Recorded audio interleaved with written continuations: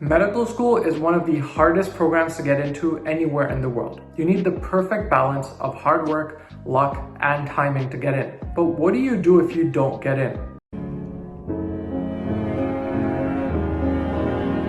Hello everyone, my name is Nimit and I'm a second-year medical student at the University of Toronto. In this video, we're going to be telling you some absolute gems about what to do if you don't get into medical school, with a lot of details about master's programs later in the video. The first thing to figure out is why you didn't get in. Some of the most common reasons for medical school rejections include a low GPA, MCAT, or Casper. To improve your GPA, we'd recommend taking additional years of schooling. To improve your MCAT, look at revising your study strategy or study plan, or look into a prep course. And for Casper, look into more comprehensive preparation. And if you want advice, we have tons of videos on Casper on our YouTube channel. If you received an interview or even multiple interviews, the chances are that your stats are not the problem. It's more so your interview performance. So look into more comprehensive preparation, as well as potentially consulting medical students for your answers. However, it doesn't hurt to improve your GPA, MCAT, Casper, or extracurriculars, because this can improve your chances for other medical schools. If you didn't meet the MCAT cutoff for Western, for instance, do look into improving that. If you're planning to do a 5th year, make sure you take courses that you know you'll do well in. This is also a great opportunity for you to fill in those prerequisite courses that you might not have taken in your undergrad. Taking a year off for the MCAT is certainly valid, but you need to make sure that you're taking studying absolutely seriously and you're not slacking off. I would recommend checking out this video. I would also recommend checking out NextGen MD's video on his 5-year plan of applying to medical school. We'll link this video down below. Casper seems so trivial, but let me tell you, it's absolutely not. This 90-minute test has led to so many medical school rejections, it's insane. Between the three of us, we've gotten a 4th quartile, or the highest score you can get, 4 times. If you fail this test multiple times, here's how to use your year off to your advantage. Number 1, get your typing speed up to at least 85 words per minute. Number 2, practice 2 hours a day regularly. Number 3, choose 5 solid experiences and stick to them for all of your answers. We also have worksheets that might help you with your studying. I'll link them in the description. Let's move on to the second option, working. Medical school is really expensive, and if you're looking to attend in Canada, the number can be around $100,000 over the course of those 4 years. And if you're thinking of practicing in the US or even Ireland, multiply that number by 5 at least. That's why working can be really beneficial, because you can save up a lot of money in order to finance your schooling, especially if your financial situation isn't the best. Most pre-meds usually have degrees in life sciences, health sciences, or medical sciences. And there's a lot of variety of jobs that you could look into that require these degrees. First of all, starting off, one of the most famous ones is in research. You could either become a lab coordinator or a research assistant or a technician. The pay isn't the best here, but it's enough for you to get by the year and save some money for medical school. If you have an interest in business, you can join a startup.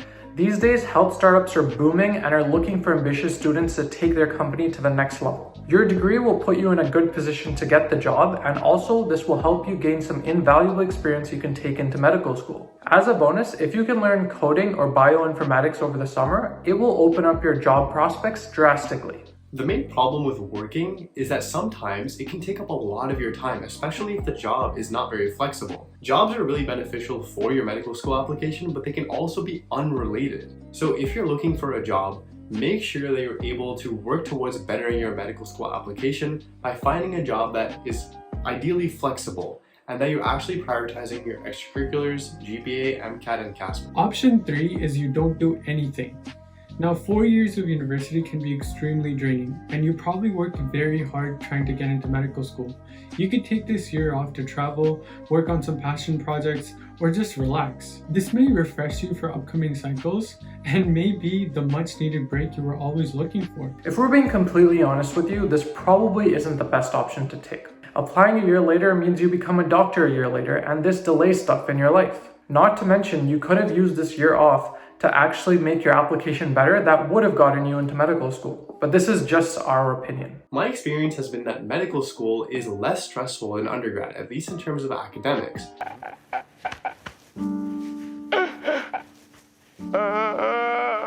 You don't need to worry about keeping every single mark above a 90, nor do you have to worry as much about research and extracurriculars. The stakes aren't as high, and you actually get to relax in medical school after those years of struggling. That's why it's our recommendation that you don't take that year off between undergrad and medical school. However, if you have personal reasons or you want to travel, there is no justification needed to anyone else. Do what's right for you. Moving on to option 4, graduate school. Pursuing a master's or a PhD can be extremely beneficial for you in 2 different ways. First of all, adding a master's degree to your medical school application can potentially make it exponentially better because some medical schools give you a master's bonus for a lower GPA or a lower MCAT if you have that master's program on your application.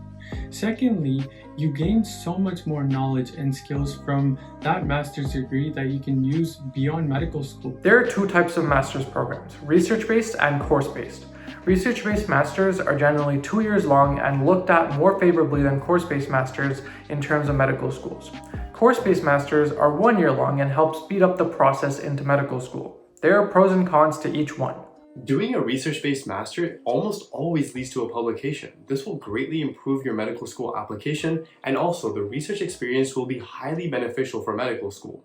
What's more is that if you join a lab run by an MD or a doctor, this will give you valuable connections before even getting into medical school, and this will put you a step above other students. Some of the disadvantages of doing a research-based master's includes that it takes 2 years instead of 1 over the course-based masters, and the workload is excessively high in a research-based master's. You might be able to finish some course-based masters within 1 year, and it's essentially like undergrad. You have exams, you go to class, and you have assignments.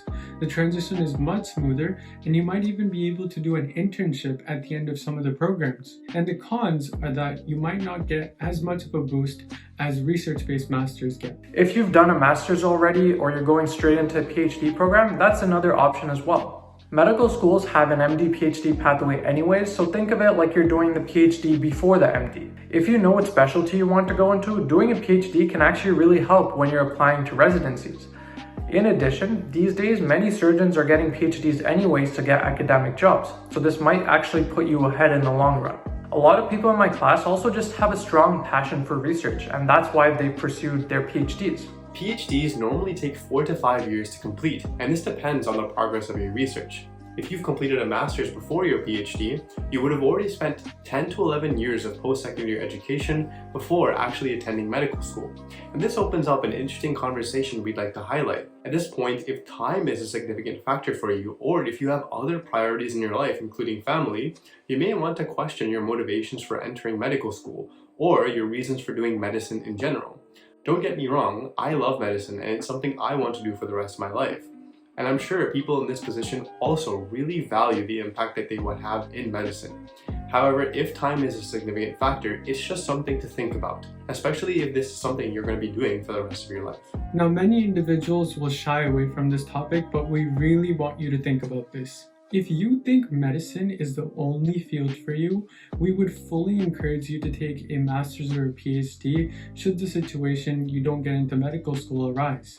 But there are other options. You can apply to the US, Ireland, and Australia.